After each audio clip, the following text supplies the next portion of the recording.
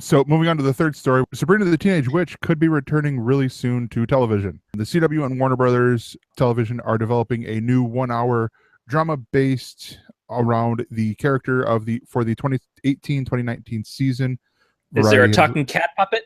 I don't know. This is from what I know. I mean, were there talking cats in the comic book that from Archie Comics, The Chilling Adventures of Sabrina?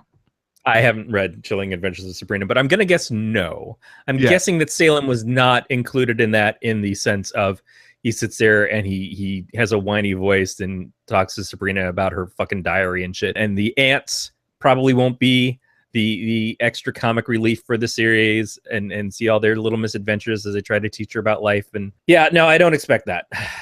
Yeah. So like I said, this is based on the Archie Comics series, The Chilling Adventures of Sabrina, and this is going to reimagine the origin and adventures of Sabrina as a dark coming-of-age story that traffics in horror, the occult, and witchcraft. The series is described as being tonally in vein of horror classics like Rosemary's Baby and The Exorcist.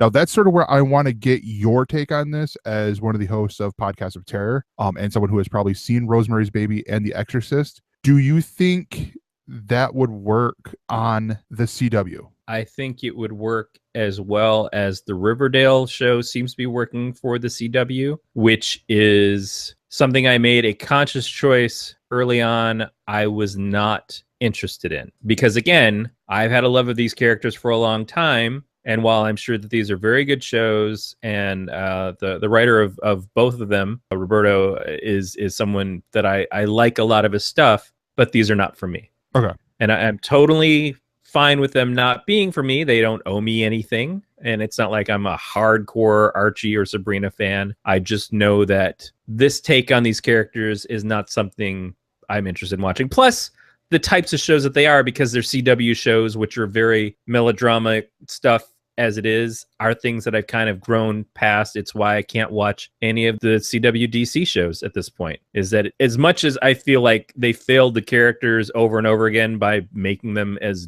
dark and miserable as possible over the last couple of seasons, and I know that they keep saying they're going to fix it and this is going to be a better season for Flash and maybe a better season for Supergirl, probably not for Felicity, but whatever. The style of the writing for CW shows is maybe not where I am anymore. Yeah. So you're actually raising up another conundrum that I have with the CW doing all these shows, because I originally looked at this like, okay, this could possibly be the replacement for Supernatural, and Beats like, are you kidding me? Supernatural is like their biggest show on the network. Still doesn't help with what I'm about to say. Berlanti is producing this.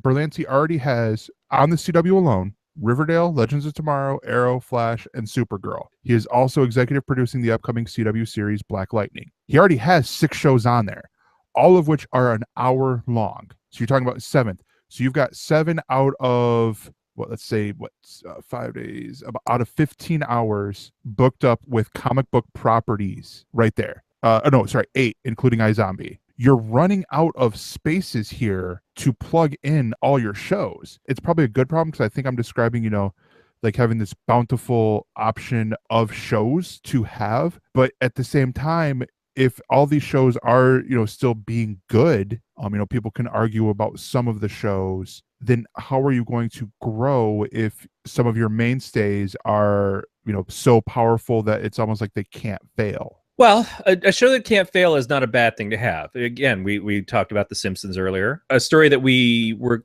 going to talk about and then we wound up skipping was Dick Wolf going over to CBS with a new series.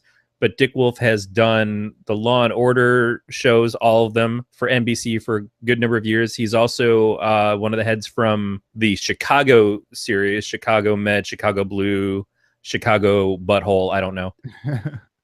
Shonda Rhimes being a big voice for ABC, the whole Thursday night lineup being about Shonda Rhimes for a couple of years now. And every time they try to insert something that's not a Shondaland show, it seems to go away very, very quickly. Also now being over at Netflix, having a unified voice, to me, feels like having a house art style at a comic company, like when all the books look so much alike and are tonally the same, then it becomes very bland. But for network TV, it seems to work. That's why we have things like 5 CSI shows over time. That's why we have now 3 NCISs, and we've had a couple attempts at spinoffs of Criminal Minds. I get it. There's also tonally even shows that aren't connected. But when you watch Fox shows, Bones feels like a lot of other shows on Fox. Mm-hmm. Other shows come out and they have the same look and tone and character interactions and writing, and you just can tell. ABC has the same thing with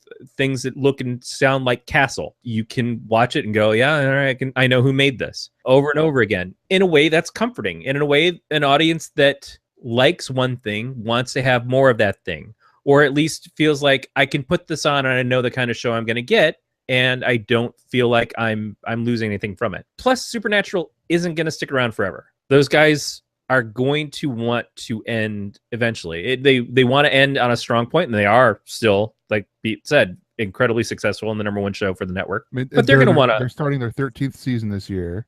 They're going to want to drop it, and CW is going to want to have things in the wings ready to go or already built up an audience that they can plug in there. Their Vampire Diary shows, I think one of them ended or is ending. Vampire Diaries ended, yeah.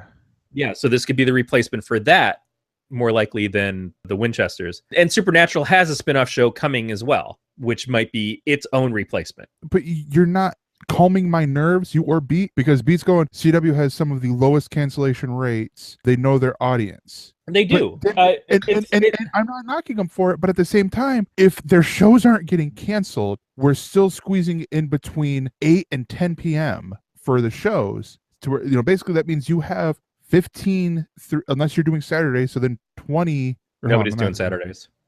Yeah, nobody's doing Saturdays, and I don't think CW's doing Sundays either. You've got 3 hours, 5 days a week. Like, so then it goes, well, how are you, and if they were to do Saturdays, okay, you got 18 hours, and yet here they've already got 16 of those hours filled. It's either that, which a lot of the shows are going to be 22 episode seasons. Flash, Arrow, Supergirl are going to be 22 episode seasons. iZombie is probably only going to be 8 if that continues on, which actually I think it is. Legends of Tomorrow is probably going to be like an 8 or 16 episode season, something smaller. It's a good problem to have, but it's still a problem of you have all these shows. So what if Sabrina does like Peggy Carter did, where they have the mid-season break of Riverdale and they plug Sabrina in there to fill that gap, to try to build an audience and try to build it off of the already existing Riverdale audience, and then Riverdale comes back after Sabrina's 8-episode run to do its finish off for its season. So which I could see that. That's something I've been thinking that they were going to be that they were going to start doing these past 2 years now, when Supergirl premiered over on CBS, but not necessarily in that order. Like, we're going to get, they're going to shorten down the 22 episode, their big powerhouse shows, to 16 or 12, almost like CW is going to go more of the British route,